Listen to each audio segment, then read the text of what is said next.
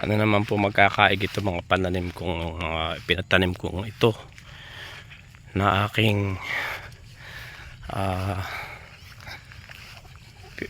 tawag dito pinuhunanan para maitanim ay ang kalabaw naman po ay wala namang humpay. Nasaan kaya ang kaisipan ng mga taong ito? Ayan yung aking kubo.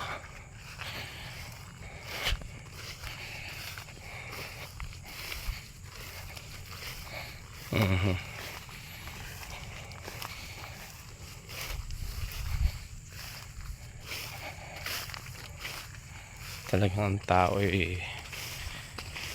ayan po yung aking kubo. Hindi ko na papaanuhan. Ayan o. Ayan yung aking kubo na pinagawa.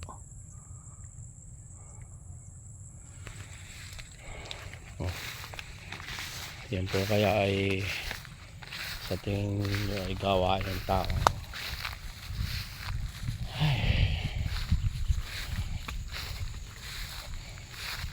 Yan o.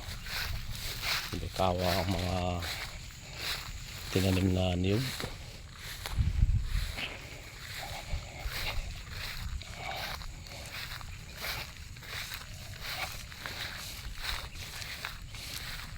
Ito okay ito. May tali. Ang walang tali ay yung anak. Yung mga anak. Hindi yun naman ang mga ngain ng niyog.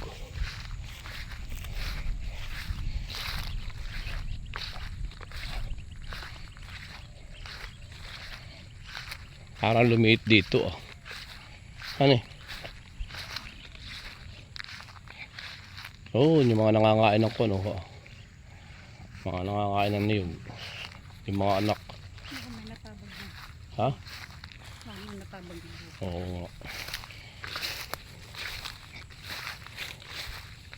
Dito nagtatago yung mga kuwan mga namamaril ng papan ng ng papan. Mga wild duck.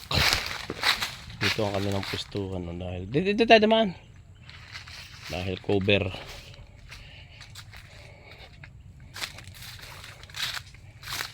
Diyan sila dito sila ang pustuhan nila pamamaril ng wild duck. Dahil dito sila nagtatago. Cover nila ito. Oh, tapos ang ginagawa nila meron silang kumuha na kahit mga 5 at pagtatanim ako na sa may atin to yan na yun yung sasa. Ano yung sasa? Ano tawag yan? Sasa ba yan? Sasa nga dito ayun o. Pag nakita ninyo yan magagandang yan na yung papan mga wild duck nagsisipag tago kaya minsan nakakakita ka ng mga itlog.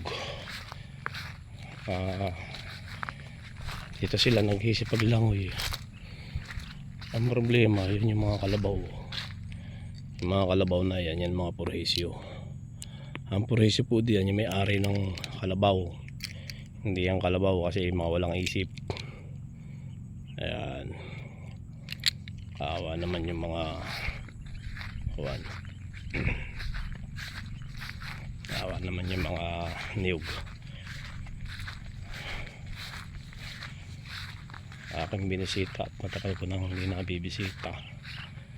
Ang ginagawa naman ng mga tao palibasa to lang nagbabantay. Buti nga ngayon nagkakaunti na ang kalabaw at baka. Dati naabutan ko ang kalabaw at baka dito ay aabot sa mga siguro kulang 50. Dahil pagka tag yung pagtatanim, pag magtatanim yung panahon ng pagtatanim ay wala silang mapasturan. May mga ari ng kalabaw dahil natataniman. Ay dito nga naman walang natao, walang nagbabantay, kaya sila ay dito'y malaya na nakakapag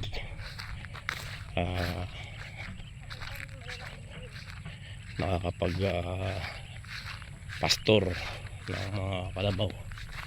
Ayan pa yung baka, oh. Ayan, oh. Mga ilan na lang. Ayan na, mga nasisira ng halaman. Kawa naman. Ayun, may bahay, malayo ay hindi kaya ma-zoom. Bahay yun ng mga namamaril ng mga wild duck, yung tawag ay papan. At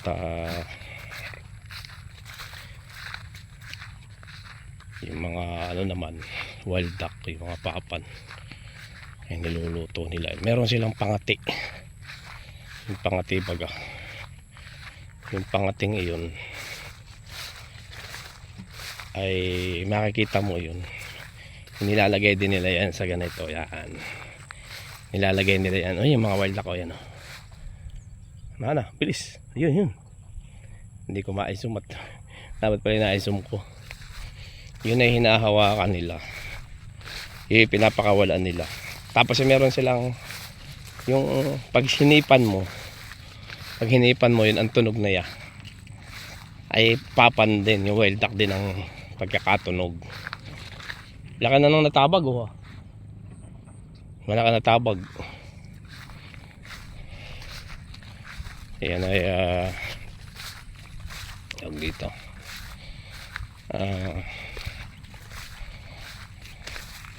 tatabag. Ayun, daming wild duck, oh.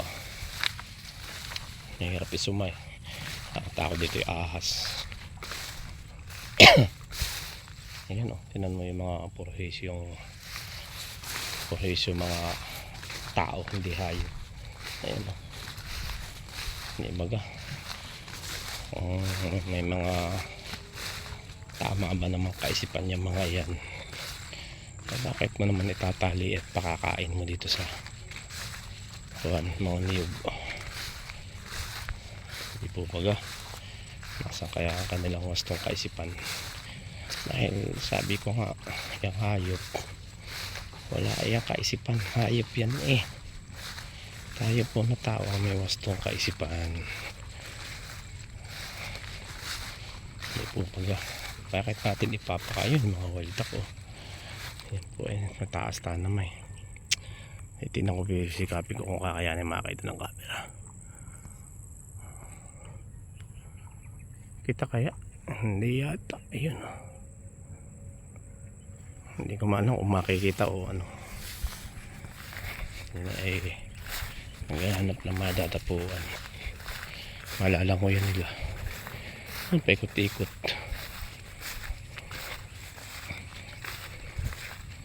Wala na pati yung karatula nilagay ko dun, ah. Yung bawal magpastor. Ayan, sambaka pa, oh. Ayan, mga naninira dito ng mga halaman, ng mga niyog.